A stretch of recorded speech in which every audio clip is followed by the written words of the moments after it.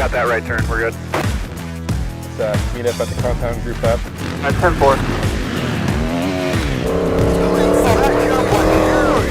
Yeah, for sure, dog. Good, little driver, straight on through.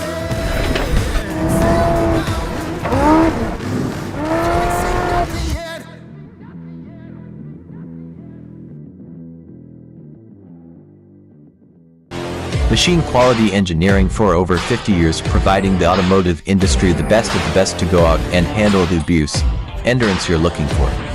Head down to summersbrothersracing.com for anything you may need.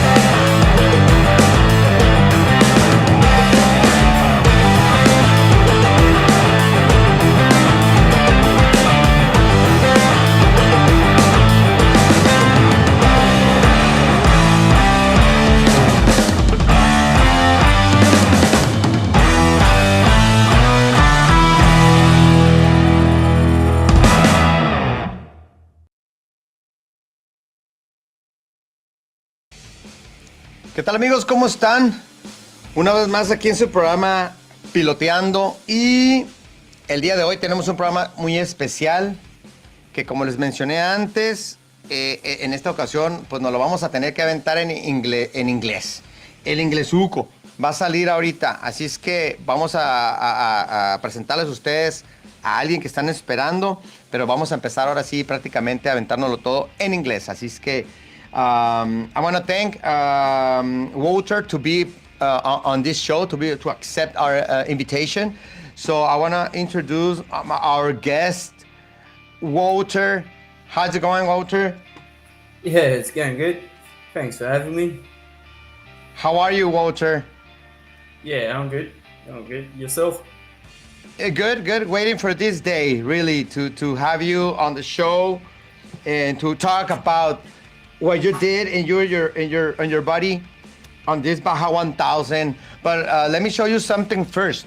I wanna bring something here. Okay, look, this is interesting. Huh? With the technology, we can. Right now, we're here in LA, and you are all the way to Brisbane, right? All the way over there. This is your city, huh? Yeah. Well, yeah, I'm not actually in the city, but a bit north of there. But that's closer to your area. Yeah, closer than Baja, that's for sure, or LA. Oh, yeah, okay, man. This was an adventure. This was an adventure for you and your mate, right? We have a lot of questions. I believe there's a lot of people with a lot of questions, and you know, first, my English is not the best, okay? first thing, for the viewers that ain't in English, my English is, I'm gonna try my best. But tell us, how you decide to race this Baja 1000, especially in the Ironman category. What you can tell us? Well, my mate done it back in 2019, and I helped him out back then. So we're not completely unfamiliar with the Baja, but he raced it in Ironman, and he ended up getting, I think, second or third place back then. So he and I don't know, he had expectations about it too, but it was a bit different back then. But that sort of made me join the race too, and because initially he tried to do the peninsula, but he didn't know it was only like certain years that the peninsula runs. Okay, and, and then we said because it was a peninsula this year, we knew that, and then he said we could do it probably in a team. But we were looking at it, and logistically it was a bit hard to do it in a team because it's a peninsula. And then we had a couple of years extra, and then he said, why don't you try and do it in Ironman? And he asked me, like, do you reckon you can do it? And like get the money together and do the whole lot. Like, well, I guess so. And that sort of started it, so yeah. Okay, so when was, I mean, the first day that you guys were talking about this, so but how was the, you did something different, really. I mean, especially this event, that is to the peninsula, but 1,300 miles, and Ironman, and that when at these times, with these times, a lot of technology, I mean, pretty much the teams, they're already prepared, they trying to have take the best, prepare a lot with the pit crews, the chase trucks, pretty much all that, everything that involved the race, right? So, but you guys decide to fly from Australia to San Diego. Tell us a little bit about that. How was that? How was started? Well, I try to look for a bike well ahead. Because I knew, Facebook helps with that, and okay. And what's the other one? Craigslist. I had a look on that, and okay. But I couldn't really get a bike sorted in America or San Diego area. Mm-hmm. So I flew in, I think the 25th or something of. Let me check. So you said you were there the 25th? Oh yeah, 25th of October, I think. October? Are you okay? And then it took a week to get the bike sort of. So this is the bike, right? Yeah. And that's after we had a look at it, and we stripped it down in like 4 days. And it pretty much is how it came. We just went over it, checked it, and it came with those sprockets and chains. They were brand new anyways. And the only thing we put on was the fuel tank, and we changed the fuel pump in it because it was a different brand. It was a new one, but it was a different brand, and I don't prefer that brand. So I'll put one of the Takamoto one in. Yeah. And it pretty much, it didn't change much on the bike. Oh, handlebars. Okay. Stock handlebars. Yeah. So can I ask you how much you pay for the bicycle? I paid $7,000 for the bike. $7,000. Okay. Yeah. Now that bike has a big value then. Oh, I hope so. I said it before, hey. Someone can buy it, but for the right price. You still have it, right? Yeah, I still have it. Yeah. Hey, okay, this is a KTM, right? Yeah. You were looking for this brand? You were looking for this or another brand? I don't know. Nah, yeah, I was looking for this model from 2012 till 2016 is like sort of the same model as my mate has. Okay. And also to swap out parts if we need or if we get stranded on the way down, it's easier if we have the same parts. Of course. So that was the reason that you bought this bike, to have something similar to your friends. Yeah. Well, we're always running KTMs anyways. Oh, okay. Well, so you are a KTM biker. Okay, cool. So, after you get the bike, So you just decide to, okay, I'm gonna drive it to La Paz directly through the terrain, and I mean, you guys didn't get too much highway, or how do you guys do it? Well, we only had certain range on the bikes too. So yeah, that was one of the days. So we tested it in Superstition. Okay. We tested the bikes out there. That was that day. But we only had a certain range on the bikes. So we had to jump on the highway sometimes. It just depended on where we could get fuel on that. Okay. And then I'm not too sure. I think we had like a maybe 250, 270 mile range. And we filled up bottles. We had one fuel bladder. But if we didn't get enough out of the fuel bladder, we filled up bottles and with fuel just to get through. Yeah.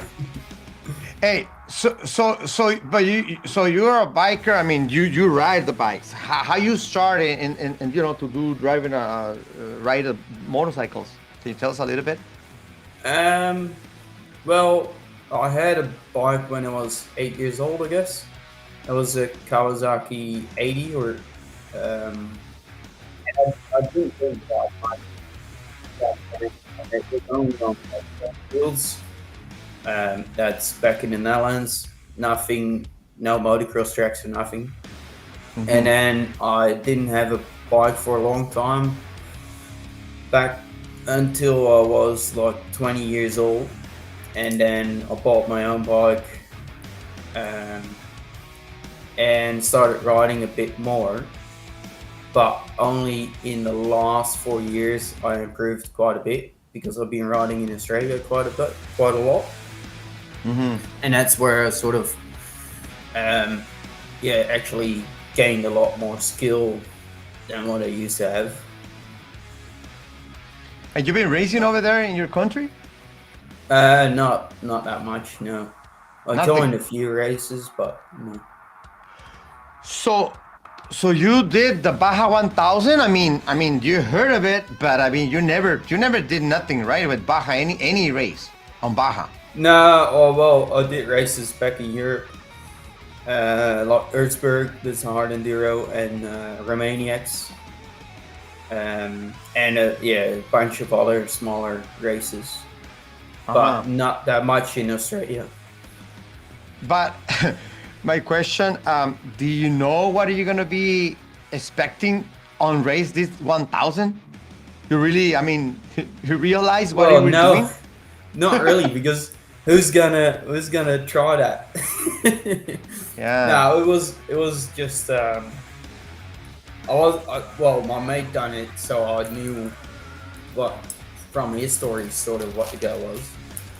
But you can't really expect too much, or you can't really see how it goes for you because it's always going to be different anyways. And you just gotta take it how it comes. Mm-hmm. Of course. Well, do you imagine what happened in the race? Not really. Well, yeah, you wonder how your hands are gonna held up, and just how tired you're gonna be, and what the lack of sleep is gonna do to you. But I went in with not too much expectations or too much worries. Anyways, and I didn't have time anyways because I was trying to get the bike ready.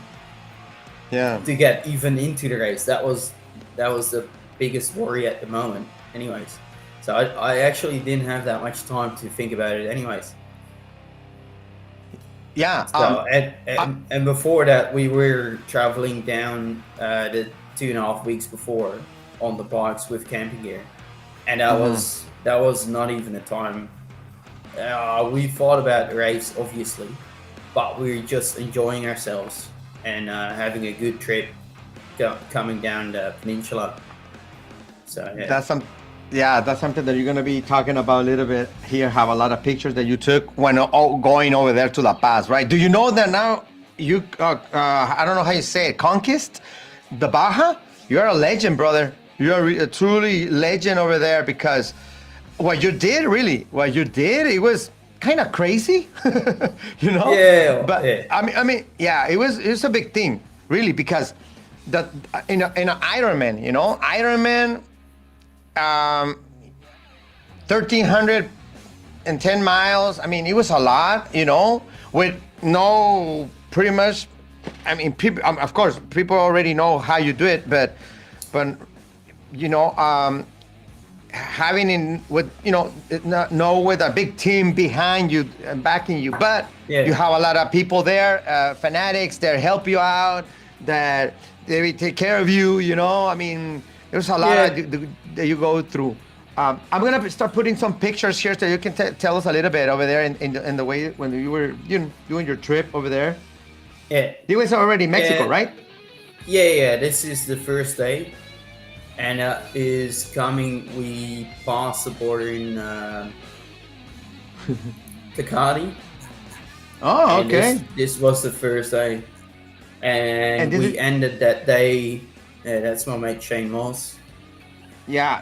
And we ended that day in the hot springs in Here? Canon de Guadalupe. Cañón de Guadalupe. This picture, huh? Yeah. It was So, nice. and we had little tents on the back and carried little beers Wow. everywhere with us. Dude, it was nice, huh? It was nice over there. Yeah. Okay. About your friend, I mean, he did a great job too. Also, you know, he did a big thing. For him, he did it like an Ironman on the technical side, right? Yeah, for sure. And he stayed up the whole time too. Because really? he was afraid if he's going to sleep, he wouldn't wake up So he stayed up the Wow. same time as me. Yeah. So what surprises did you guys get over there traveling to La Paz on the way? Not that much. We had 3 flat tires. And they were all in sort of the same time area. But we didn't have any problems on the way, I think. Well, my subframe broke, but we only found out when we came to La Paz. So it probably broke somewhere around San Felipe, I think. But we're not sure yet. We didn't know. I'm noticing the views, the pictures that you're putting. I mean, you have a nice trip, you know, like a vacation, Yeah. right? I mean, you For have sure it fun. was. You Yeah. enjoyed it. Yeah, for sure. Yeah, it wasn't. We were down there just to have a good time. Oh yeah, my mate he went down. That was one of the how do you say it? One of the oases around Oasis, Cataviña, I think. Cataviña, And it was- Yeah, so that was a pretty cool spot. We went for a little swim there, and then every time set up camp, just buy some beers in the local Oxo and head off, camp on the Hey. beaches. Oh, do you like Mexico, brother? Oh yeah, for sure. For sure. Are you coming back Yeah, I will come back one day. Yeah. for the cerveza? Because I believe you learned the word cerveza. Yeah, I know that one. Now you know that one, huh? Yeah. What else do you learn? Huh? Yeah, well, it's been a while now, but I knew a shrimp. What Tacos? was it? Yeah, shrimp taco. What is shrimp again? Camarón. Camarón. Camarón? Yeah, and, Shrimp is camarón. Taco de camarón. Of the fish taco too. Yeah, that was pescado. Taco de pescado, yes. Pescado. Fish. Yeah. So it's a bit rusty now again, but after 2 weeks, I had a few things going. But I guess it helps when you're there. It helps you gain the language too. So. But when I Okay. don't use it here, it's pretty hard. Of course. No, you can start calling us. You can see Piloteando. You're gonna learn a lot of Spanish. So Yeah. where was here? That was south of, let me check. That was south of Loreto, I think. Loreto. Okay. It's nice, huh? Uh, The weather. How do you feel the weather in these times? Weather was nice. It was still not, still warm enough, Mhm. and it cooled down at night. So yeah, that was quite nice. So Rice here, and beans. I think. rice and beans. Exactly. Yeah, it's kind of famous, huh? Look at that. Yeah, You have to stop there. yeah, Look at that. apparently. Yeah. Had some Oh, man. margaritas down there. Woo. So you left to the travel to the Paz when you said, because you said the 25th of October you get to San Diego to the bike, right? No, that was. Oh no, we must have left the 20th. No, I must have been there before. So I think we started riding the 26th on the bikes. That's when we crossed the border. The 26th, October 26th, October 26th. Yeah. Okay, And okay. then, because the race started, the 13th was, Okay, here's a picture where center. I believe you guys sleep here. Kind of a little bit dark.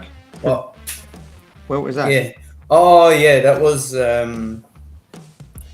Bay. So they call it Scorpion Bay?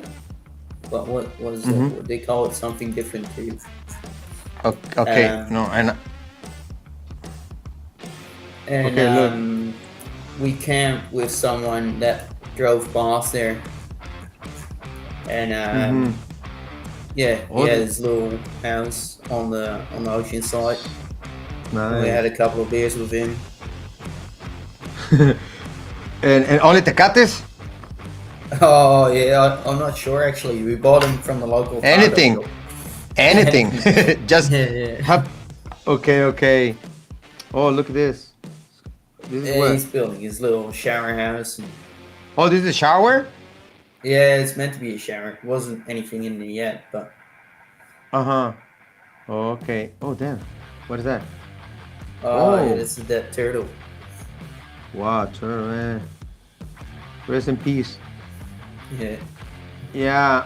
Okay, so that, no. that was the first flat What tire. the heck? Oh, the flat tire. Okay, Yeah, the so you first- were first taking one. some part of the course, right? But backwards, of course. You're going over Yeah. there. Yeah, true. So, and you guys, when you were watching, how was the course? How was it? What are you were thinking? Oh man, this is hard parts. Did you cross from? Did you cross some areas like you said, man, this is gonna be hard, or never think about that? Not really. Like, most of like the whole track is being ridden by cars anyway, so it's not that hard. And we just putting the sign back in right there because it was laying on the ground. Oh really? So we it was laying. On I the thought ground. that But, you one of those that they change the sign sometimes. Oh yeah, flip them around. Oh, you're turning around to the other side. Oh, you are the one of them. Yeah. Okay, there was a. But well, no, it was we skipped quite a lot of the track and sections we knew that would have been whoops, Uh-huh. like shitty whoops. We just skipped them because there's no point going in there with all the saddlebags. Because we rode the bikes quite heavy too, and we didn't come there to go through whoops with saddlebags and all that. So we're just having a good time, and we skipped the sections we knew that were bad, and we skipped some sections that weren't, well, maybe not easy to ride or easy to get to. Yeah. We just went whenever, and at least we had a look at the terrain. So I think my mate done it done the whole trip to La Paz before, but it wasn't during a race. He just went for fun. Okay. So he knew some of the areas too, where there was whoops and that. Kind of familiar with that. What was that? He was kind of familiar with the area. Yeah, he knew in some sections, and of course we knew a few people that know the area quite well, and they told us where stuff was. Yeah. A question. There's people asking right now. When you were riding over there to La Paz, did you find some cars that were pre-running? Not a lot, because we started quite early too, pre-running, I guess. Because we started like 3 weeks, 2.5, 3 weeks beforehand, and I think we still had a week left before the race started when we came down in La Paz. So I think we missed part of the busy sections. It was after, I think, Caravina, after Loreto that we seen some people. But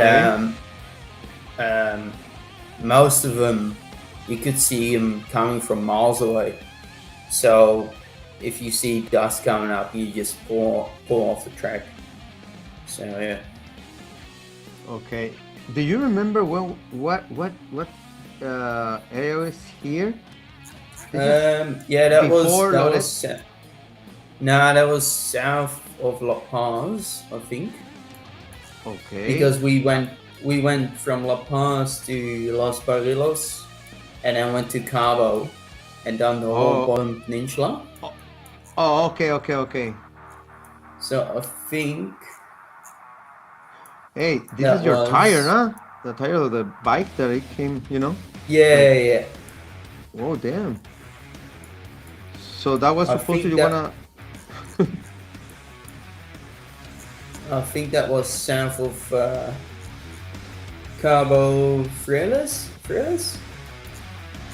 I'm not sure, man. I'm not sure because the bottom of the peninsula. It was between La Paz and Cabo on the coast there. Okay. Something that probably people don't know that. Okay, there's a picture. What happened here? Look, this is your bike, right?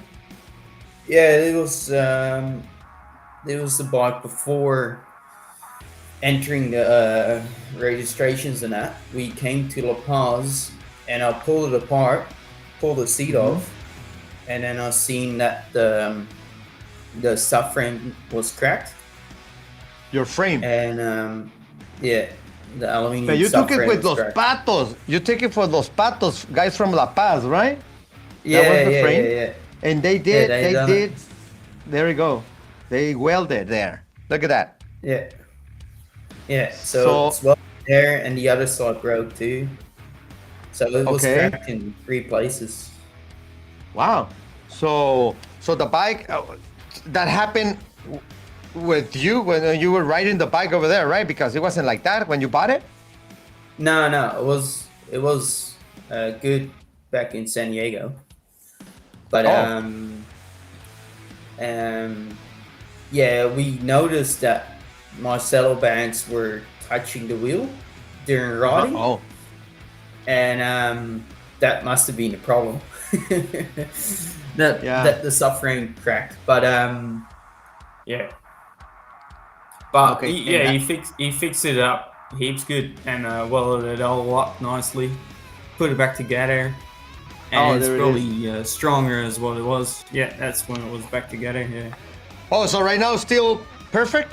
No problems anymore with the frame? Oh. No, that's all good. Ok, los Patos hicieron buen jale, ya dijo el vato que le funcionó. Because the guys from the shop that they did that, they sent me those pictures. We never knew there was this guy. Yeah, it was cool. I'm gonna send it to you. It was cool. Cool. But here it is, the bike with what? Now you put it back and everything's working. I never made a photo where it was cracked to bits. Maybe my mate has it. But okay. I was too busy trying to get it fixed. Oh, okay. So this area, this is in La Paz, right? Yeah, of course. Yeah, this is in La Paz. Yeah, Airbnb. Okay. Oh yeah, Hey, that's what mine. You were eating. That was a good one. Tuna. Yeah, why? I What do you took a say? few of them in the backpack. Oh, this one? Oh, yeah, that the one. tuna? It was good? Yeah, tuna with corn, and then it was a tuna with rice and corn and mayo. Yeah. Okay. And this is interesting. Yeah. This is interesting, man. This is your GPS, I believe. Nah, it's not my GPS. But my mate would try and meet me at all these spots. Okay. And So- he's a genius on that. He planned it all out, and he figured out where we could meet easily and sort of what times it might have been, and yeah. So Wow. he's awesome in like planning the whole race, and yeah, that was So pretty cool. handy. Yeah, I mean, he writes you every step by step, right? So Yeah, So and you have- also because he wasn't on the track, also the places where he could get fuel and meet up with me again at the next Okay. point, because some sections he wouldn't see me for quite a while, and then he'll meet me up on some other spots, and yeah. just working out that he didn't get in trouble anywhere, or work Of out course. where we needed fuel, because we picked up fuel from the Baja pits Yeah, at one that's point too. Yeah, I have some pictures here. Okay. Normally, I mean, you have trucks with carry tires, pretty much parts, everything, right? You guys, how you guys did? I mean, I know for sure that, I mean, Baja Pits helps you guys a lot, but on the way down, when you start the race, your chase guy in a motorcycle too, you know, how he handled that. I mean, On the it was way kind down. of, yeah. I mean, when the race starts, I mean, he was in another for the highway, or I don't know, some areas he took to drive down, right? Yeah, and some of the sections you can still get fuel, but not at nighttime. So that was a thing too. Maybe if you get somewhere at night, you might not be able to get fuel. So for him, it was like a full bar on the road, pretty much too. Yeah, bar on 1,000 on the road. How was for you and your mate the contingency? How you guys feel the day before the start of the race? I mean, 2 days. Because contingency was Tuesday and Wednesday. You guys, you guys were there when? On I was there. I think it was Wednesday. Wednesday, Oh, right? Wednesday. Yeah, Yeah, on because the day the race started. yeah, because the trophy trucks and those that was on Yeah, so the Monday Wednesday. was the 13th. Yeah, I came in Wednesday. So Monday, we were still trying to weld the subframe. Oh, you was working And on the bike. Yeah, I was working on the bike because I only pulled it apart Sunday. So I think I got the subframe welded Monday, and then I was still chasing my tires because the Baja pits took them down. Because I bought tires back in San Diego and Mooses, and got them shipped to La Paz, and I'm not sure. I'm not sure what happened. He told me what happened, but yeah, they came up a bit later than expected because I was expecting them on Monday or at least Tuesday, but they ended up coming in Wednesday.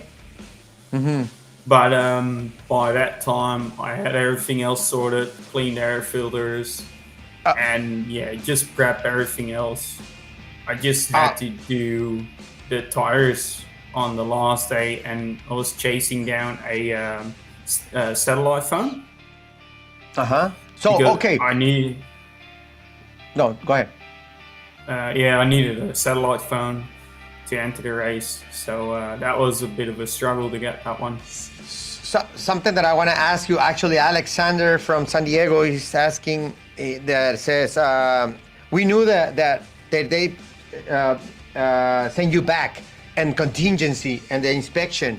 What happened? What you were in the need? Well, I was in the need for a dry brake, but they let me pass without a dry brake, and I was in need. Well, my tires, but I knew my tires were around somewhere. I was just trying to find, just get a hold of them and put them on. And as soon as I had them, that was probably around 1 o'clock on Wednesday. Okay.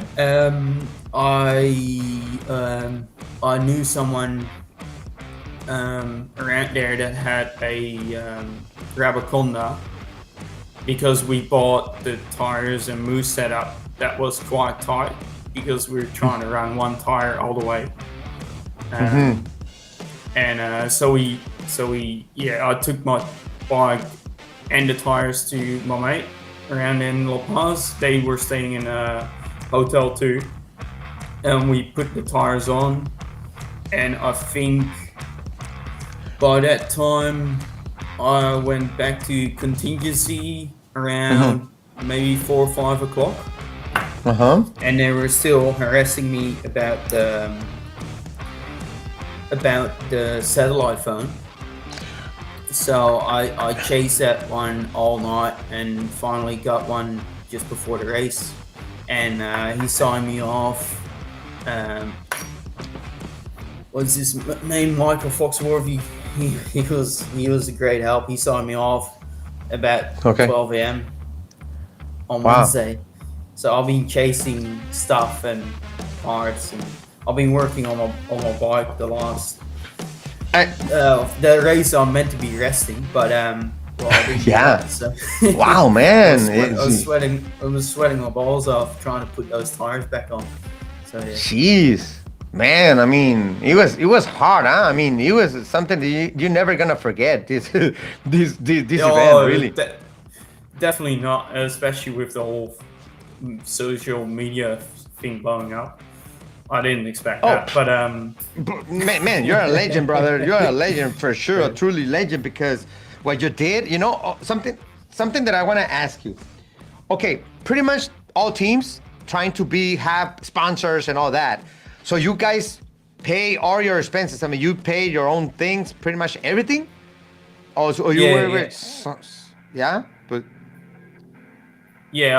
paid everything. I got I couldn't do it with the work I'm doing now, and he did give me a bonus, but I paid everything myself. Yeah. But I believe after the race, now a lot of sponsors that are jumping in to be part of your next adventure, right? In Mexico, probably. Yeah, there's a lot of people left messages, but I haven't gone through all of them yet. And really? the only one that I was talking to was the dude from Targa Motos, because I bought parts from him before I went to Mexico, still in San Diego, and he refunded the whole order to me. Really? So that's it. Yeah. Oh, of course. Nice. But that's heaps good. Like he was straight on it. Like, yeah. But I haven't, because my inbox is like overflowing still, so I'm trying to go through them a bit. But like how many messages you have? There's definitely people that want to help, and just please reach out to me again, and maybe your message comes up. But yeah. So I'm glad that I'm the president of Score International. He gave me your number. I talked to him. Oh yeah. That's the one who gave me your WhatsApp, and then I said, perfect, man, because I call him, hey, dude, it's my friend, and says, hey, dude, help me out. I need to interview this guy for sure, So I said, yeah, of course, it's a cool guy. So here it is. He gave me your I hope that it's good. I hope it's okay. It's And fine. I'm glad that you respond me, because I thought, man, oh, this guy's gonna be hard to respond me back, because I knew that there's a lot of people calling you or whatever, you know. So I'm glad that right now we're doing this. It was a lot of people here. They're asking a lot of stuff. I know you not understand. It's in Spanish, you know, but the same guy that was asking about they take you back and continues. He's asking, oh, so this guy stay up all till 12 of midnight, and then you never sleep. I mean, barely a little bit, you know. Yeah. So it's damn. I lay down for a while, but I couldn't really sleep anyways, I think. But Oh man. Wow. So this is interesting, man. What you did there. Yeah. Okay. Let me keep going with some pictures. Okay. Well, this is the day of the race. Now let me put it. I'm gonna have to do it a little bit bigger. Okay. This is race day, right? Getting ready. Yeah, that was just before the race. Yeah. That was like half an hour before the race. Yep. When we had to come back and Okay. yeah, Oh. line This is up cool. on the start line. Yeah, someone Yeah. that's from Facebook somewhere or something. Yeah. Someone Facebook. put they were doing their chase. Okay, this is already Yeah. here. Okay, let me see. Okay, let me. Well, I'm gonna put the rest of the pictures now. This is and the finish, but let me show you something here. Let me do something. Change the computer. Okay. Well, let me. I'll put this here, and I want to show you something.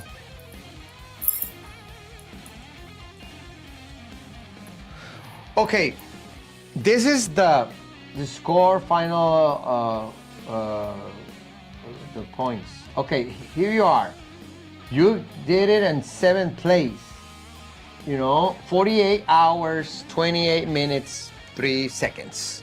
That's what you did on the race. That you were expecting to do that time? I hoped it was a bit quicker. Well, I didn't really hope, but yeah, we aimed on 45.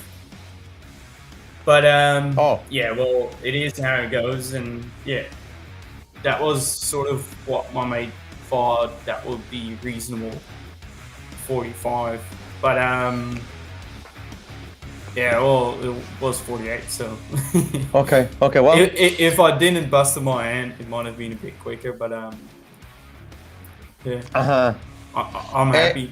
Still finished in time, so. Yeah. Hey, this is Guillermo Contreras said, he's telling me, Javier asking why there's always a lot of teams going to La Paz, you know, traveling over there to race. Why you don't ask for some ride to take you, you and your friend, to put it in a truck or something like that? Why you don't ask someone of the teams? They probably there were. Oh, why not? Because we wanted to have a trip and see the whole Baja too. Oh, okay, that's interesting. Of course, I mean you wanted to do it like a tour, right? Like a. Yeah. Nice. So if you sit in a car all the way down, it's not that nice. If you can, and that's why we had saddlebags. It was just a adventure going down. So. Okay, of course, a big adventure. Mario Almada asking you, what do you think about Baja fans and especially about La Paz fans? Oh yeah, they're all good. I enjoyed every bit of it, and yeah, I'm happy that everyone is cheering for me for sure. Oh man, you were a celebrity over there. Okay, Yeah, I have yeah, you feel comfortable with that? Yeah, I guess so. Yeah. Oh, you feel weird? Do you feel weird? I mean, I don't know. I mean, everybody's like chasing you. I mean, trying to take a picture. I don't know. It's a lot of things going on the last days after the race. It is funny for sure. It's yeah, it's definitely funny. But yeah, it is what it is. And yeah, I'm not that much of a chatty person, anyways. So Okay. you might not get too much out of me, but yeah, I don't know what to do with it, but yeah, I guess I enjoy it. Of course, kind of. It feels good. I mean, people want to have a picture with you. It's kind of cool, Yeah. Didn't buy any beers after the race too, so that's pretty good. Yeah. Okay. I have some. I mean, I don't have too much material, pictures or videos, but I believe this. I mean, there was people that are sending me some stuff. Let me show you something here. Okay. Do you remember these guys? Yeah, I do. Yeah. Okay. That Yesterday. was somewhere past San Felipe, I think. Yeah, these guys, they was telling me, we offer a Coke. It says no. And you said no. It was like, I prefer Gatorade, right? Yeah. And then they bring you. Wouldn't know what the Coke did to my stomach if it's that bubbly and that. Yeah. Of course. And there's a Gatorade, and then, you drink it all. It says, this guy, all the liter is barely left a few drops. Yeah. That's the thing. I mean, you gotta stay hydrated and get as much water in as you can, pretty much. But yeah. Yeah, and there's another guy that send us a video from close to San Ignacio. Do you remember this? Look. Yeah. That was a good section. No, I wrote with 313 or something, I think. I don't know, remember. I passed him a couple of times, and then we just ended up riding together. Oh, okay, yeah, that was close to San Ignacio, it says. And then it's another video here. I'm gonna send you this video. I don't know if you have it. I'm not too sure. And that this still beds. Oh yeah. Yeah, it's Cachanilla, around Cachanilla they call. The audio, I mean, I can't play the audio here, so it's only video, right? But the guys, they went, this is the guy. When you pass, that's the guy. You're gonna hear it later. Yeah. So it was sharing you, Okay, what else? Okay. Oh, let me ask you something. Yesterday, today is Friday. On Wednesday, this show is every Wednesday, right? And we have another for me, another legend, man. Do you heard about Nicola Duto? Oh yeah. I haven't heard about it much, but yeah, I heard that he was racing with Yeah. Bit of a handicap. I'm not sure what he done, but yeah. I heard that he was racing for sure. Yeah. Yeah, I mean, this guy, I believe he did a hell of a thing here because, I mean, he can move his legs, right? And he, as you see, he has to be inside of the frame that he has. Build a little harness. Yeah, it is hard, I believe, because you're on the motorcycle. I mean, you need balance, right? I mean, you have to have balance. And imagine he drove like 400 miles. That's what he tells us. But he has an accident in 2010, and he want to do it. And for me, it's a legend. Also, he comment about your story. I asked him, hey, you heard about Wouter? Oh my God, yeah, that guy, he did really cool. But I don't think that I have to be prepared. That was something, he's saying it in a good way, but he says it's kind of crazy to do that because it's too much for me. No, I don't think that I can, able to do that like that. But he did it, he did it, and finally he finished. So it's cool. Something that you want to... that you can tell us about this guy? I mean, pretty much you didn't know too much, you said? No, I didn't really see I didn't see him anyways. But okay. Yeah, I heard about that he was racing. That's the thing. It's cool to still chase your dreams, even Exactly. if that's your setback. Like, you just gotta take it as it is and make the best out of it. Pretty much, yeah. Of course. And that's what he shows. Yeah. Oh, cool definitely. Cool that he did it. Yeah. Definitely. Talking about that, something that you can tell us, that you can tell any person that is in a car, team with a car, or ATVs, motorcycle, anything, that you can tell an advice from you, because there's people that, oh no, I don't have this, I don't have that, I'm not ready to race because whatever, that they think that they need to have a lot of money to start something. What you can tell us? Well, I don't think I'm that good of an inspirational speaker, but Okay. yeah, I guess always keep working at it, and yeah, do your best, what it is, and yeah, like fitness wise, and that's when I was younger. I didn't have that much money to keep riding all the time, so every time I had spare time, I was trying to keep up my fitness. So whenever I jumped on the bike, at least that wasn't holding me back. And yeah, and that, I guess that helped me in the end. Just determination and like keep going. And then the skill came later, I guess. But yeah, you just if you want something, you gotta work for it, and no one's gonna give it to you.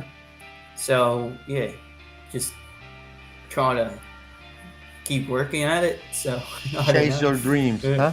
Yeah, chase your dreams if that's what you want to do. Yeah, I appreciate that you're saying that. Look, but man, you someone make that, huh? So yeah, that's yeah. Apparently, I had him on Messenger, I think, or on Instagram or something.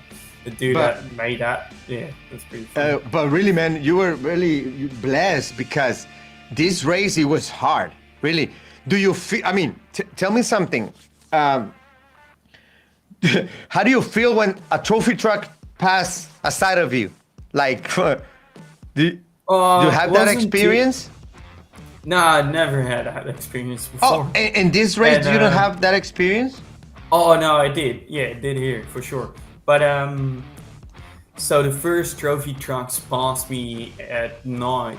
And luckily, well, when the first one came in, I just broke my stellar device.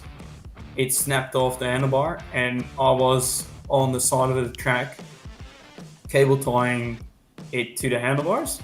And that's when the first one came past, so I knew they were coming. Okay. And during nighttime, it was pretty easy to see them coming anyways. So I just pulled off the track and just waited till they passed. And luckily it rained quite a bit too, so I can join them pretty quick as soon as I seen that there's nothing else coming. I just jumped back on the track and kept following them. And I wasn't really doing well at that time anyways, because I crashed with my hand, hurt my hand quite badly just before. So I was just cruising too. So. Oh, okay. Hey, this is some pictures from you and your mate. I'm not sure exactly what area is this, but there we go. That was must have been somewhere just after that loop of Carrera. Is that Carrera? Okay.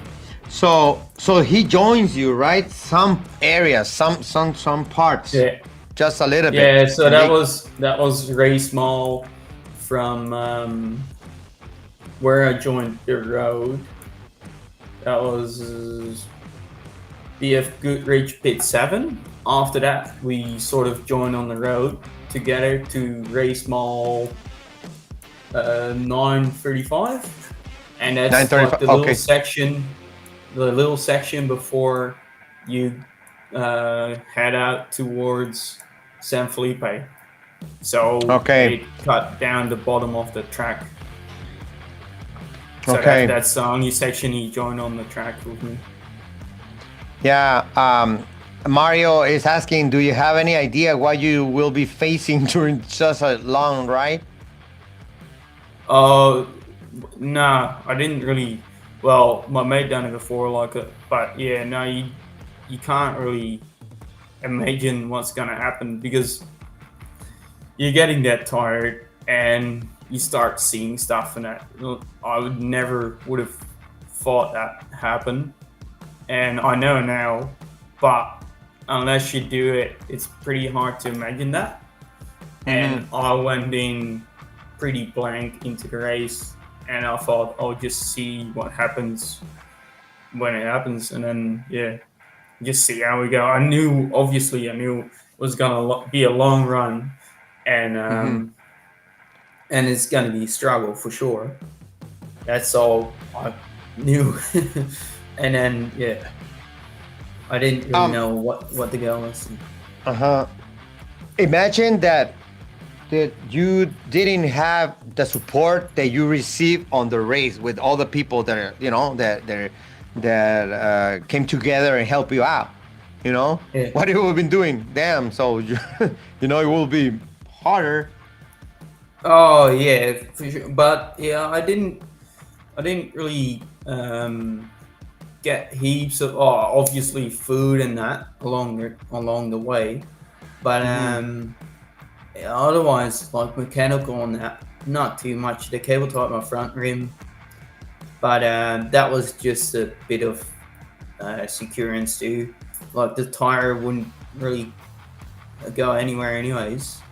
It was just, I was a bit worried that the rim might split more, but I guess the cable ties helped a bit to that. And other than that, I just stopped in the Baja pits for fuel, and they always had some food with them. And actually, when I crashed, someone pulled like the cactus out of my hand. That was very helpful. Yeah, actually, what you can tell us about Baja pits? Here you are, one of the pits, I believe. Yeah. Helping you. It was a big help. Yeah, well, yeah, and it filled up my backpack, camel bag. Oh yeah, and that's they shipped those bags because we had all our clothes and that in La Paz, and those 2 bags we gave to one of the guys from Baja Pits, and we picked them up back in San Diego. So he carried those bags all the way back to San Diego. That was very helpful because we didn't have too much room on the mate's bike, obviously, to carry that all the way back to San Diego. Okay. Yeah, Baja Pits is a... Yeah, the most of the support came from my mate anyways. Yeah. Because he was giving me food, warm food, and he was there every time too, so yeah. Your friend, you said? Yeah. Okay, here is Carlos Orozco. This is that's your buddy. What is he was saying? He was thanking us, and he's giving me that Baja maps. So that one is hanging in the shed around here. Oh, okay. So he gave me that as a present. Okay, cool. Yeah, they did a lot of points there with pits. It helped. It's a lot of help on the course for people like you know, that sometimes like tourists that they don't have or they can't bring that many crew to a race. So these guys, this is a big help, really. Yeah. Well, I guess everyone sort of had to. Oh, I don't know if there's any more pits that do it because they had 27 pits, and I don't think you can do it any other way because they will stand every 50-60 miles, and maybe on the loop races there'll be other companies that do more pits, but I think they were the only ones now that had that was the only one for bikes, I guess. Maybe so maybe some pits, some crews or teams will use them for a certain amount of time, and then some sections they do on their own. Or, I don't know. Well, yeah, I mean, pretty much. I mean, they do a lot. They do a lot. They are over 30 years doing this. Imagine they have a lot of stories. But no, pretty much the most is motorcycles. I think it's the mainly type of vehicle that they help. I mean, but there's cars too. We're gonna have it the next year with a good show with talking about that. Okay. So, what do you change on this rate? If you knew what you're gonna go through, what you be changing to make it different? Well, maybe a bit more, pace myself out a bit more, and try to get the bike ready on the actual Monday or Tuesday.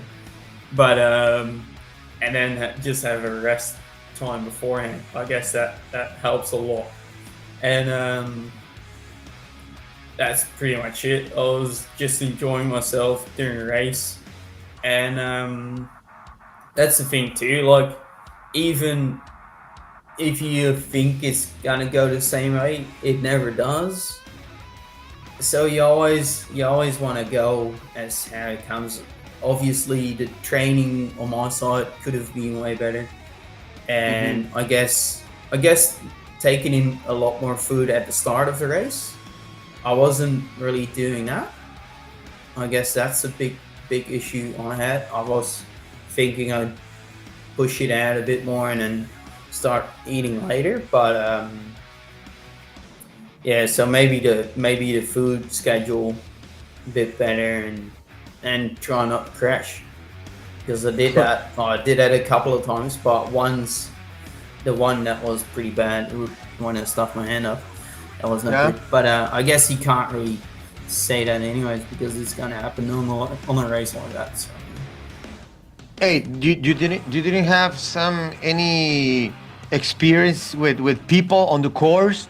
Some cars that go, I mean, they show up and then what the heck, you have in front of coming you? the other way or something. No, I didn't see any cars, didn't see any cattle, so nothing on the course that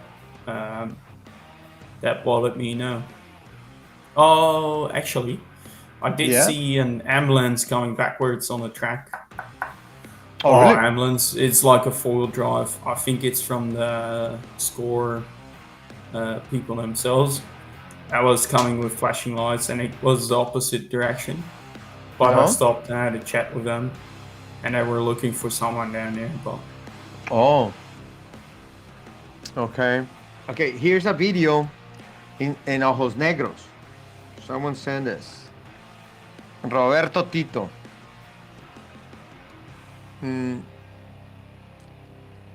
There's and crossing Ojos Negros, almost to get to the finish, man.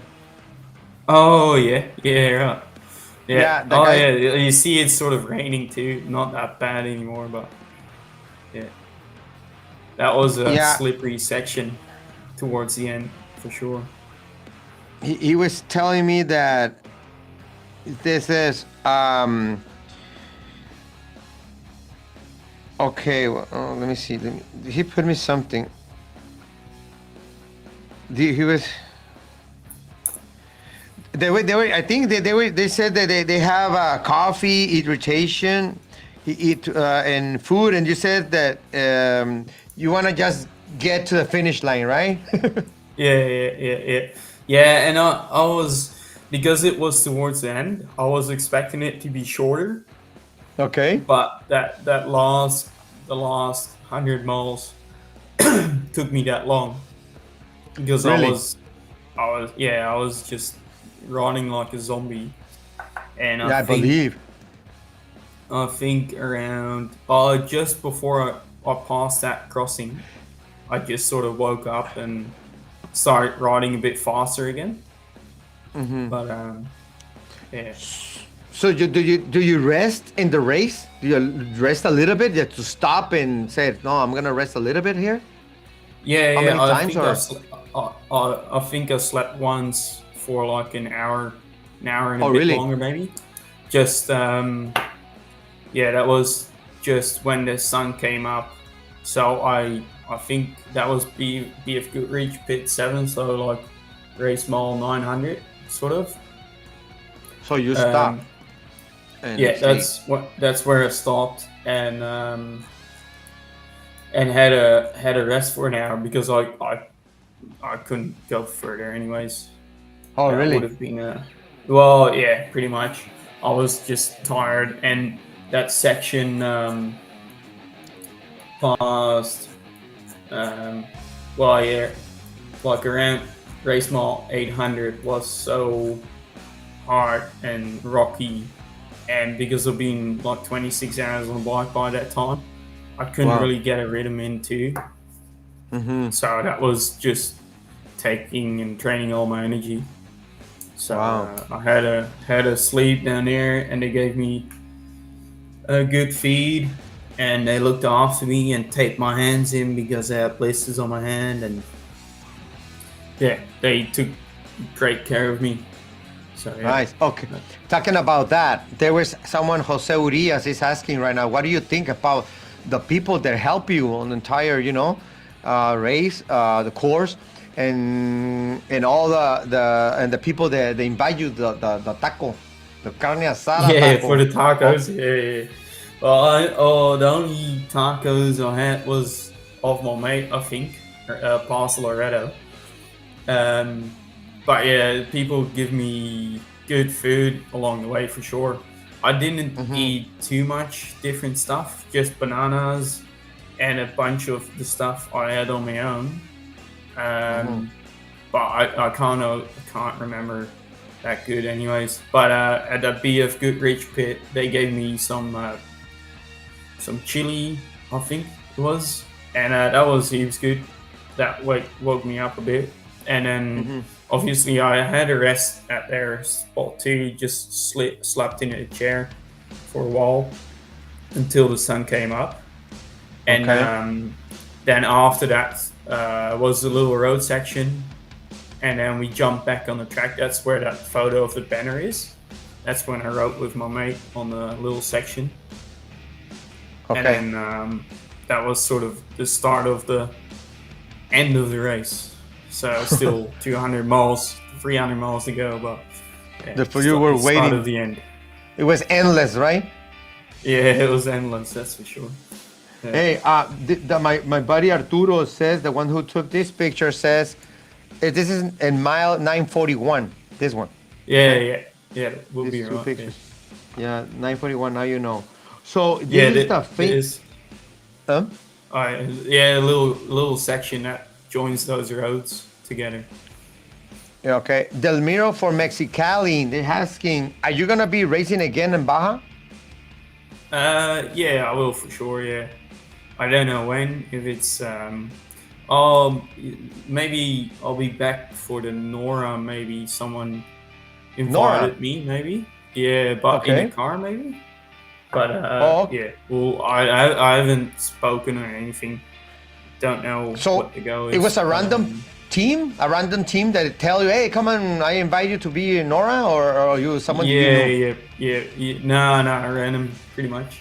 Well, he was at the barbecue, but I don't know anything about it yet. So I'll let you guys know. But definitely in 2 years' time, I want to come back and do it in a team with my mate, and then probably a few other mates from Aussie. Yeah. Oh, okay, cool. Nice. Oh, this is, look, the tire, man. This was when I saw that piece, damn. It was a cool thing to repair the tire. When you did that, I mean, what mile you have to fix the tire?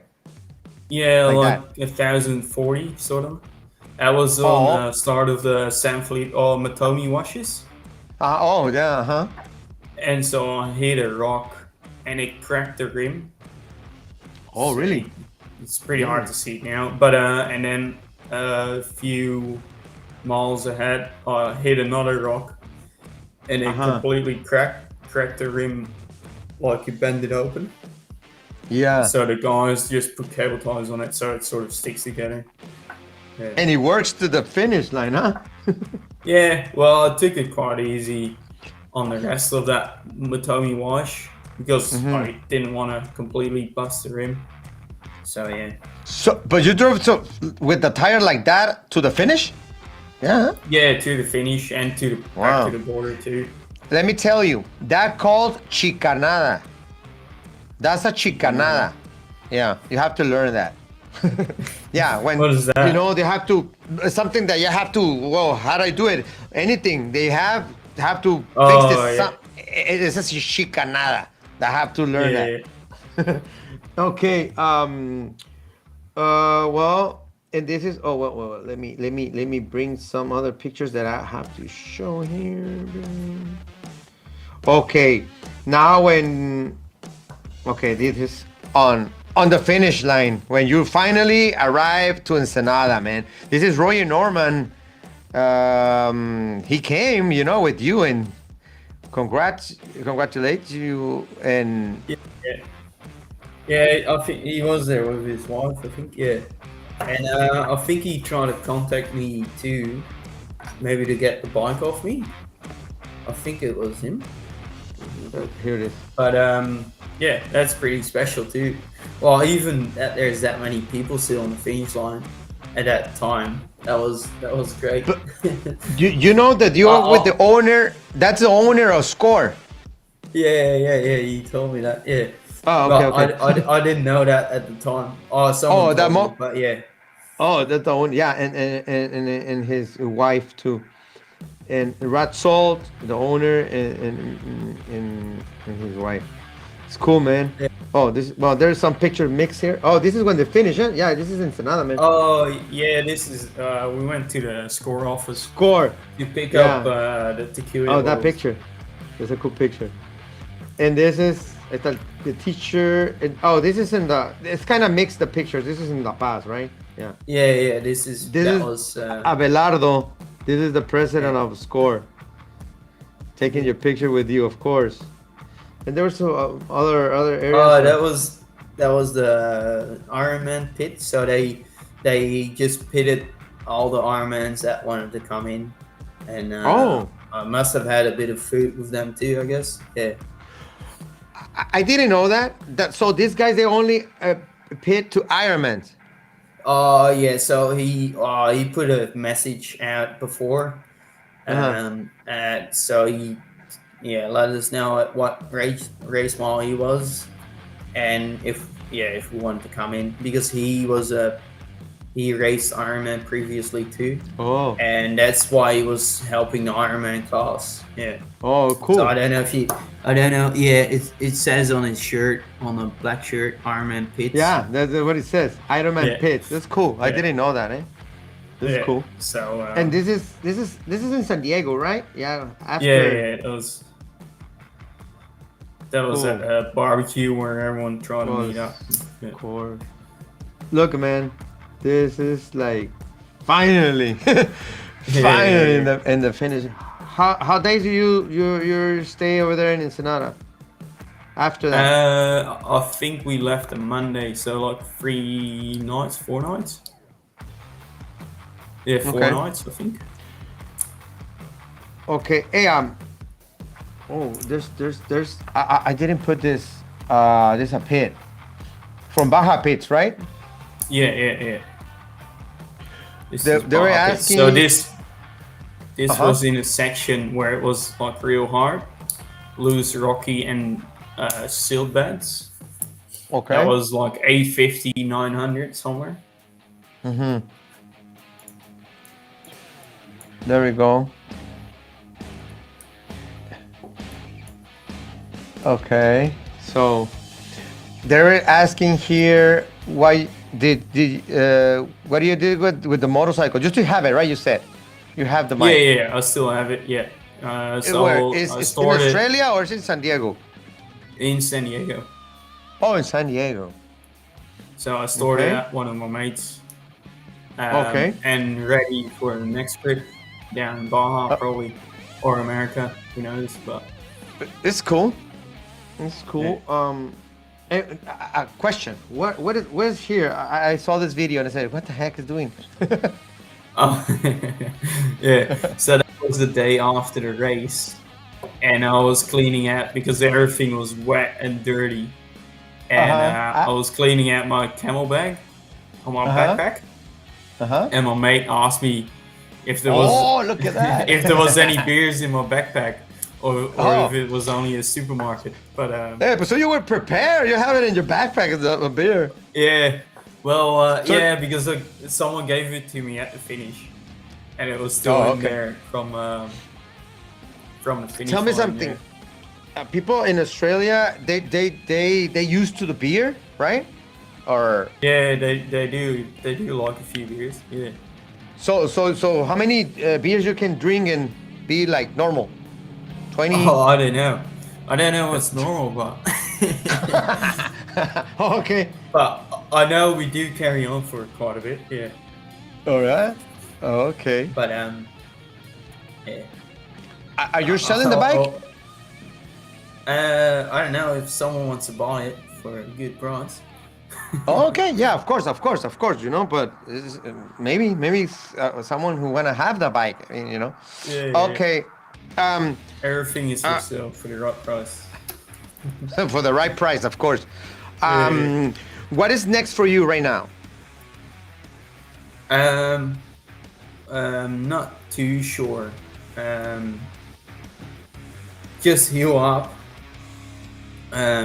Because my hand is still a bit thick, and just take it easy for a while and see what happens.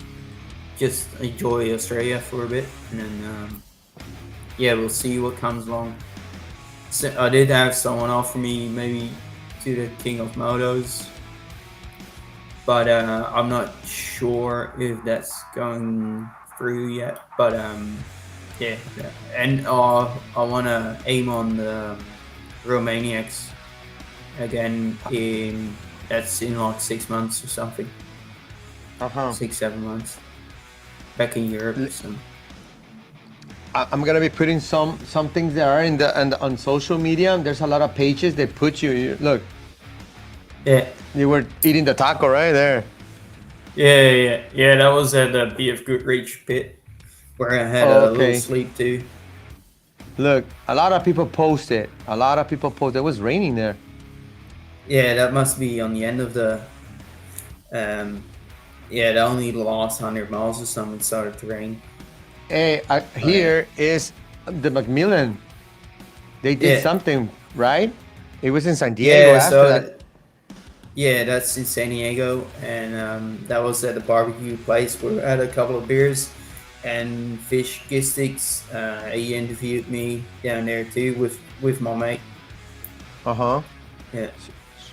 So you see a lot of people, man. They wanna meet you, you know. And Yeah, it was quite busy for a while down there. We had a good time. So yeah, that was pretty cool. We've seen Macmillan's little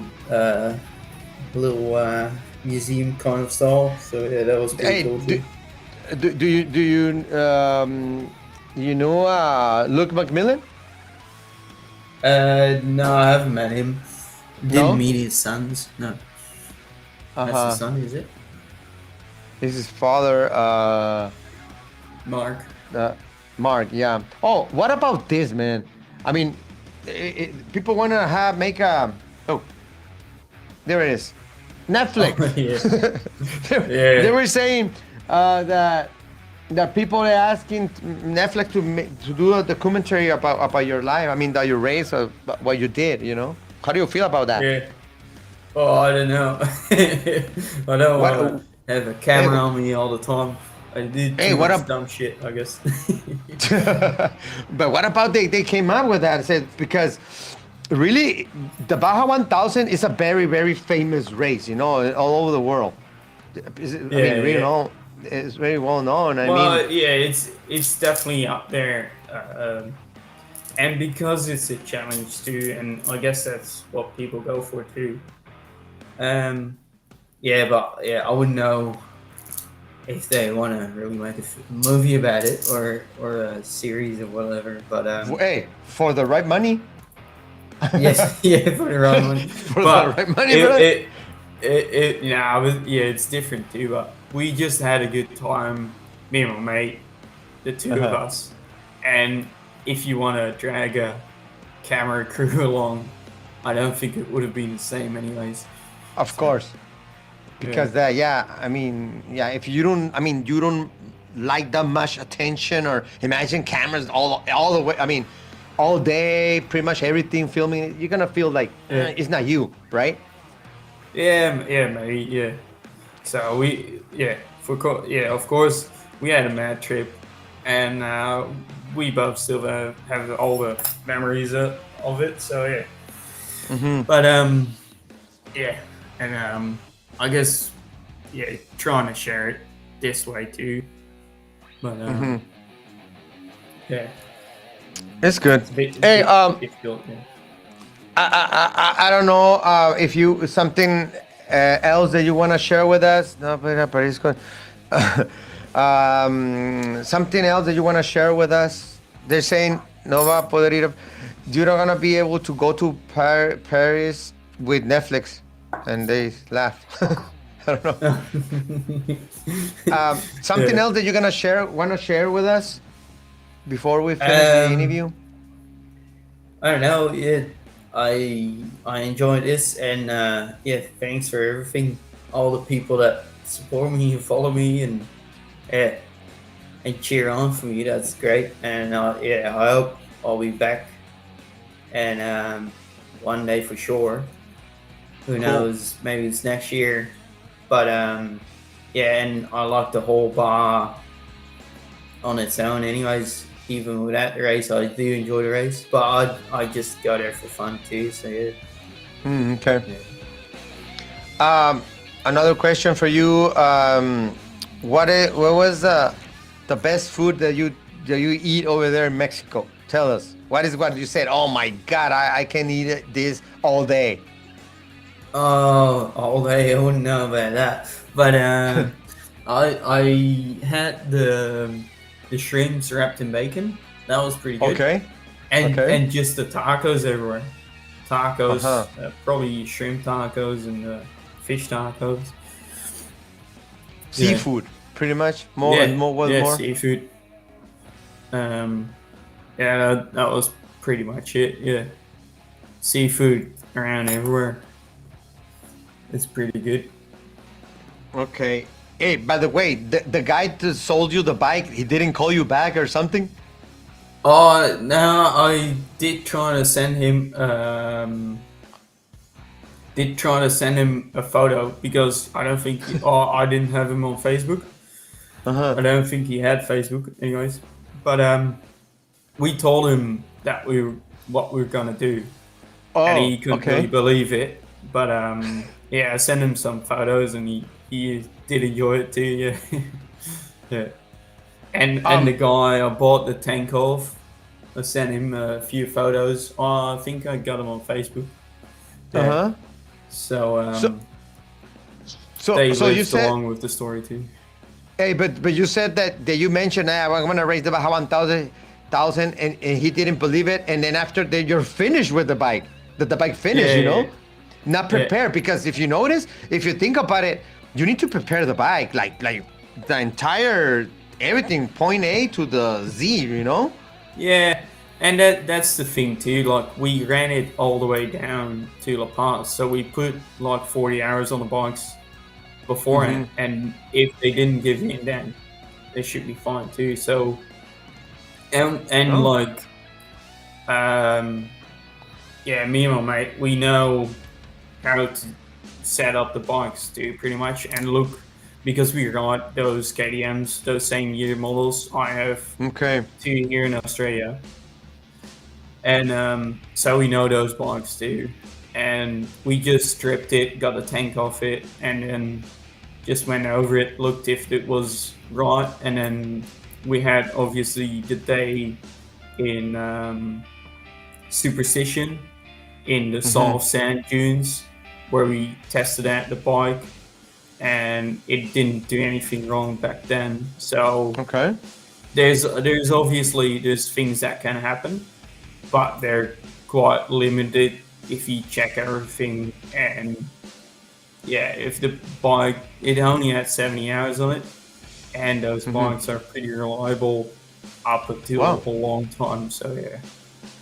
So KTM probably is gonna bring you a new bike, man. You give a good hopefully, advertising, you good marketing with that. Really, I mean, he holds everything pretty much. You know, he's reliable. Yeah.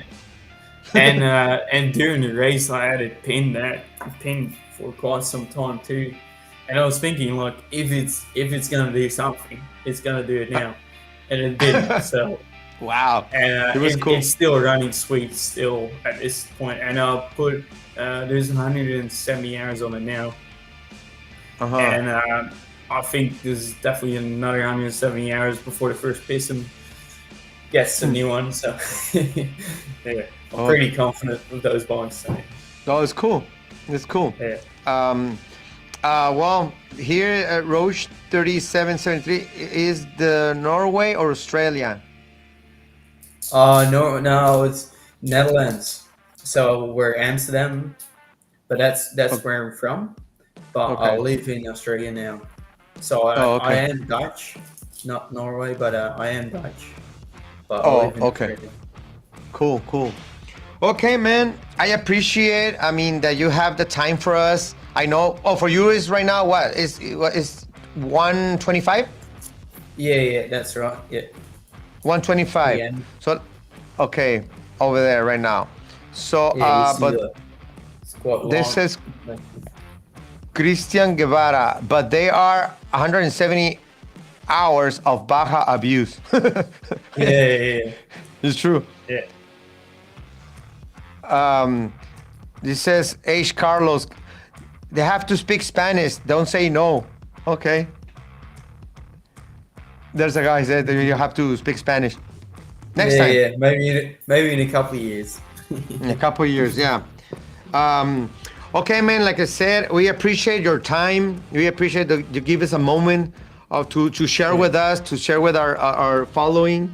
You know, this is a special day. We normally on Wednesdays, but we wanted to have you because you were busy and says Friday. So Friday it is. You know.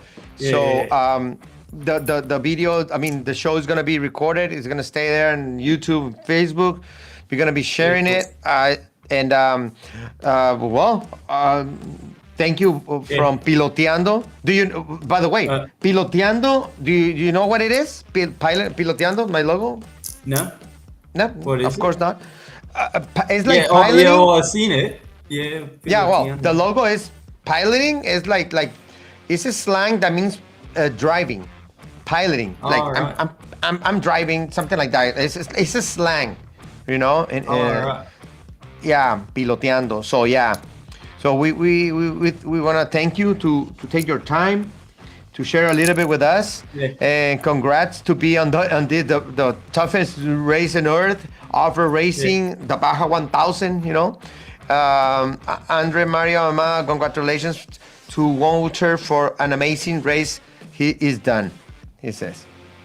Yeah, it was an amazing race, and like it went all pretty good, and it would have been the same if I drove it down in a van either, like because the whole 2.5 weeks beforehand were that good, just enjoying your time, and like a full holiday, and just having a rest and having a couple beers and enjoy the local area too. And that made the whole trip definitely worth it. It costs a lot of money, but it's definitely worth it. Yeah, cool. And I've seen someone ask too, did you ride your bike back? Did you ride back to San Diego? But I didn't ride all the way back to San Diego. Someone picked us up at the border. So we rode to the border on the same bikes, but not all the way to San Diego. So you drove from Ensenada to the border, like an hour? Huh? Yeah. That's it. To Cadi. Oh, to Cari. Yeah, because it's easier to get there. Oh yeah. From San Isidro is harder. Yeah, it's a lot, you know. But on a bike is easier too. You know, you don't have to do the big line. You know. No, it's easier to cross it. Yeah. So yeah. Okay, Marga Van. Oh, just enjoy the things you do. It's your sister. What is it? We're in. Oh yeah, it is.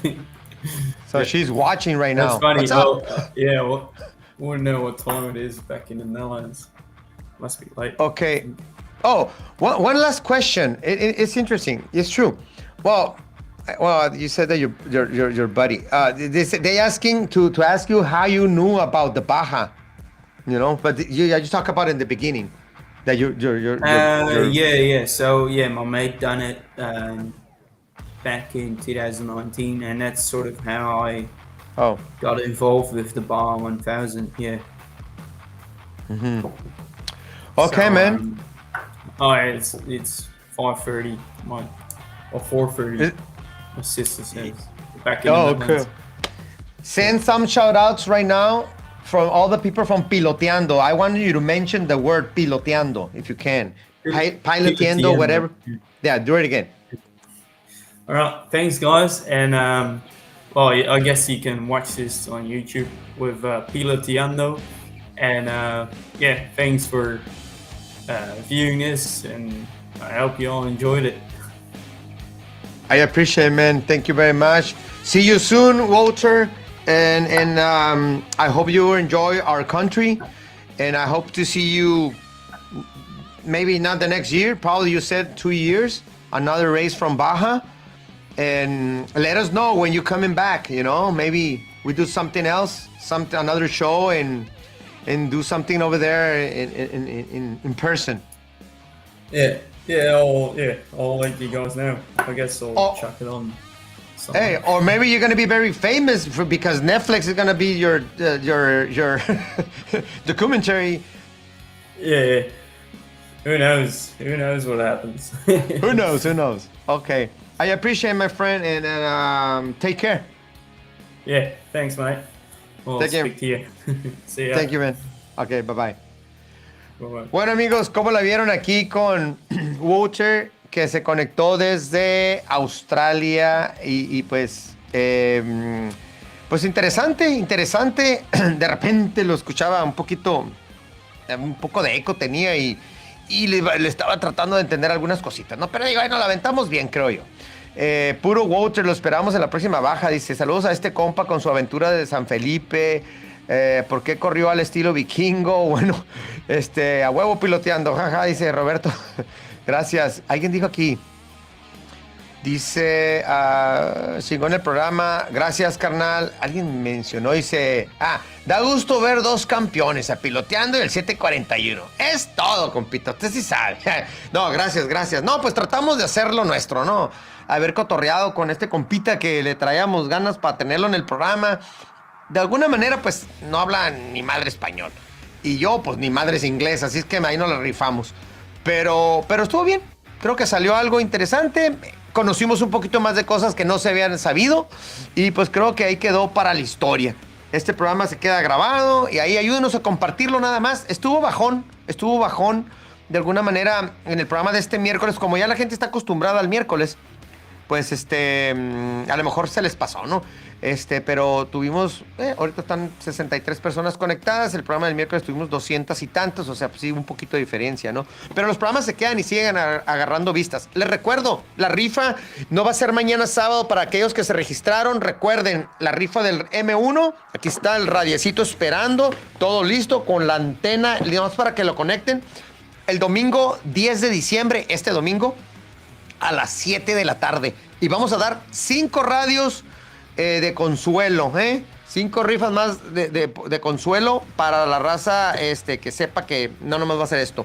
Y nuestro último programa, el que sigue, es el día 13, es el recap con las motos. Tengo los Ironmans y corredores de los que respondieron a la publicación que hicimos con la invitación de las motos. Así lo estamos haciendo ahora.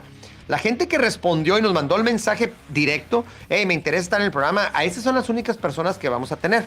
Entonces no fueron todos los que publicamos porque no todos respondieron. ¿Qué más? Y el día 20 cerramos nuestra cobertura, si Dios lo permite, lo que fue de este año 2023. Vamos a cerrar con Score para que nos demos un pequeño mini recap de lo que fueron las 4 carreras y que nos den un poquito de adelanto el 2024. Así es que va a estar interesante. Paramos el programa y nos aventamos hasta el 17 de enero, si Dios lo permite. Así es que pues ahí nos vamos a volver a ver si Dios quiere. A ver, aquí dice, excelente entrevista, gracias, bien rifado, Javier. Es todo, compa, sí, porque ya estaba yo. Un excelente programa, Javi, ya no más entendí, yes, no. Está bien. No, qué bueno, pues bueno el cotorreo, Javi, dice Ventura Borjón, muchas gracias. Amigos, pues bueno, ahora sí que los dejo, y no sin antes agradecerles, la neta, por todo el apoyo de la raza que se ha conectado. Ahorita estuvo tranquilón, pero sabemos que mucha más gente se conecta. Llegamos a 27,000, amigos, a 27,000 seguidores ya.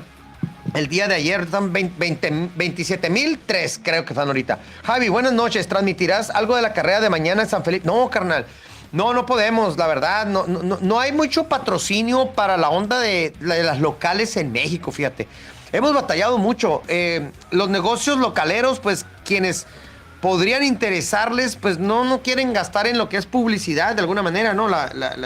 Y pues no se puede, pues no se puede. Para nosotros, la verdad, quienes nos han visto, ven todo el equipo que manejamos, o sea, es mucho trabajo y es mucha... Y pues a la gente se le paga, ¿no? A los camarógrafos, ese Jerry, así como come, cabrón, también cobra el vato. No es cierto, pues se les paga, o sea, al Abraham, al padre Juan, al Dani, el Jerry, o sea, todos los que nos apoyan reciben pues obviamente un ingreso, ¿no? Por el apoyo que nos dan. Pero pues es normal, ¿no? Es normal.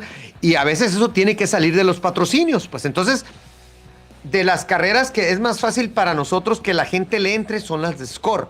Es por esa razón, para que sepan, es por esa razón, la única razón, que no cubrimos más eventos. Pero queremos cubrir toditita las chingadas carreras, a huevo. Pero no hay patrocinio, pues es difícil. Entonces, ahí donde estamos ahorita batallando, y hasta que no el programa pueda agarrar más patrocinios más constantes, pues podremos solventar los gastos que generan las carreras. Esta baja 1000, ni les quiero decir cuánto se gastó, pero bueno, a pesar de que tuvimos mucho apoyo allá con gente, muchos lugares comimos de agrapa, bueno, ni agrapa porque se les dio publicidad, ¿no? Pero a pesar de eso se gastó la feria, la neta. Entonces hay cosas que ahorita todavía se están ajustando, ¿no? Poco a poco. Pero sí les quiero decir que el próximo año tenemos a gente que está interesada en estar con nosotros, a ver cómo nos cambia el panorama. Vienen cosas nuevas, eso sí. Le seguimos dando, no le vamos a aflojar, porque es algo que nos apasiona. Así como este vato pirata, también nosotros estamos piratones. Así es que, pues, gracias. Ahora sí que, pues, los dejo. Dice saludos a todo el equipo de Piloteando, Everardo Mejía. Muchas gracias. Por parte del doctor, creo que es el doctor. A ver, respóndeme aquí, Everardo Mejía. La vez pasada hice un en vivo cuando estábamos allá en Tortas Malena con la casa de mi mamá. Y creo que el doctor Mejía, que ve el programa y nomás quería confirmar, creo que sí es él. Ven, sabía que sí. Saludas al doctor Mejía, cómo no. Muchas gracias por vernos y también para ti, Everardo. Rosy Well, llegué tarde, pero ahorita veo el programa grabado. Gracias, Javi, por siempre traerlo mejor. Es todo, Rosy Welch. Saludazos. Arturo Soler, reply. Feliz Navidad, Javi. Gracias a todos. Feliz Navidad. Bueno, todavía no le voy a darle el saludazo hasta que el día 20 que cerramos con Score. Y ese día vamos a tener rifas. A lo mejor hay más radiecitos, quién sabe. Va a haber rifas por parte de Rugged Radios al terminar lo que va a ser con Score. O sea que el 20 de diciembre no se lo pueden perder. ¿Ok? Dice César Aguilar Mancillas, si es su hijo, casi no sabe tomar videos. Ok. Manny Sandoval, saludos desde Maywood, Califas. Y qué buen trabajo te has aventado. Y feliz Navidad y un próspero año nuevo. Saludos a todos los de tu equipo. Muchas gracias, Manny. Saludos para ti también. Mario Gámez, saludos, Javis, desde La Paz. Saludazos. César Aguilar se las cura. Dice H. Carlos Ramírez, buenas noches desde San Felipe del No Chille, Carlito Cocina. Perfectísimo. Plebe, pues ahora sí, como dijo Wango. No lo digo mejor. Nos vemos el domingo. Ya están, mañana descansamos. Y el domingo a las 7 nos vemos para la rifa. Ahora sí que por fin se vaya este radiecito. A ver quién se lo lleva. Tienen que estar viendo el programa. Eso sí se lo digo. A todos los que se registraron van a tener que ver el programa. Porque vamos a hacer algo para asegurarnos que están viendo el programa. Si no lo están viendo, vamos a pasar la siguiente rifa. O sea, no se va a dar la rifa si no están viendo el programa. Así es que, perfecto. Ya con eso, recuerden, va a haber 5 radios de estos y unas gorras de Piloteando que están aquí esperando para este día. Perfectísimo, los dejo, jaja. Dice Roberto Tito. Bueno, ya mejor ya no lo digo. Cuídense, pendientes y hasta el domingo para la rifa del radio. Recuerden que polvo eres y en polvo te divertirás, plebe. Muchísimas gracias y buenas noches. Yeah, I got that right turn. We're good. Let's meet up at the compound, group up. That's 10-4.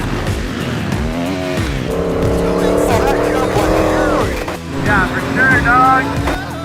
Good, little driver. Straight on through.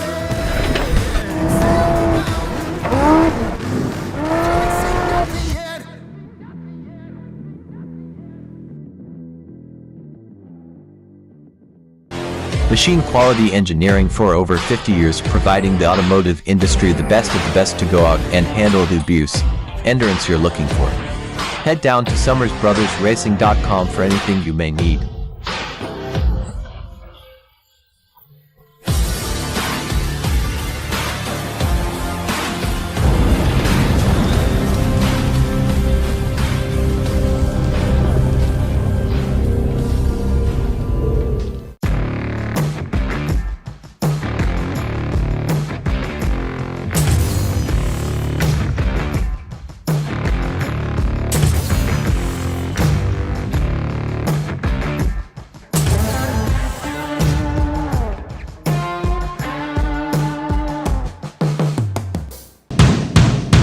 ¿Qué onda, raza? Aquí su compa Javier piloteando días y pues en esta ocasión les quiero presentar para todos los que me han dicho ¿quién es el Jerry González? Aquí está, camarógrafo estrella de Piloteando, pero tiene un mensaje para ustedes. A ver, échale. Simplemente que no se pierdan el programa en vivo todos los miércoles a partir de las 8 de la noche. Con una oreja alarman de mucha información, sobre todo el off-road. Así es. Bueno, ya saben, gracias Jerry por tus sugerencias. No te vayas, no te vayas. Y estás aquí en Piloteando y recuerdan, polvo eres y en polvo te divertirás.